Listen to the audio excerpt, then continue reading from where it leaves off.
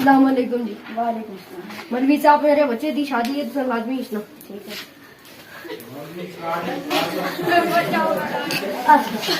वालेकुम सलाम। मौलवी जी बड़ा बेटा नहीं इस सलाम दो। मौलवी साहब इधर में तो मैं तुम्हारी शादी है।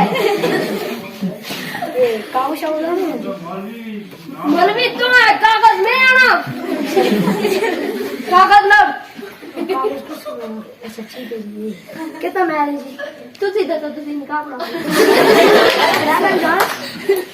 भैया इस तरह पहने कमा तू 3 लाख कड़ियां दा अच्छा ते 1.5 लाख जाना सी। दादार मैं ले सीधी गल्ला कर हां और कल मैं पूछते जल्दी कर। अच्छा कितने कम होने जा ओ जोए मारा ओ भाई मैं नहीं निकाल पाऊंगा जी मैं नहीं निकाल। ओ मौलवी साहब गल ते सुनो बैठो मैं सुनो तो सुनो मेरा मतलब है तो मैं उस मस्जिद में भैया जिस दिन मौलवी कोई नहीं थी आपको तो याद कर रहा कोई बीच मारी गलती है जास्ती और जी गलती है इसने तुम्हारी गलती है क्योंकि तुम सारी मस्जिद में पढ़ाने को कोई नहीं आया ना निकल निकल ओ मौलवी आए निकल क्या मैं अब बड़ा निकल निकल लगे इधर बात तुम्हारी बच्चों की थी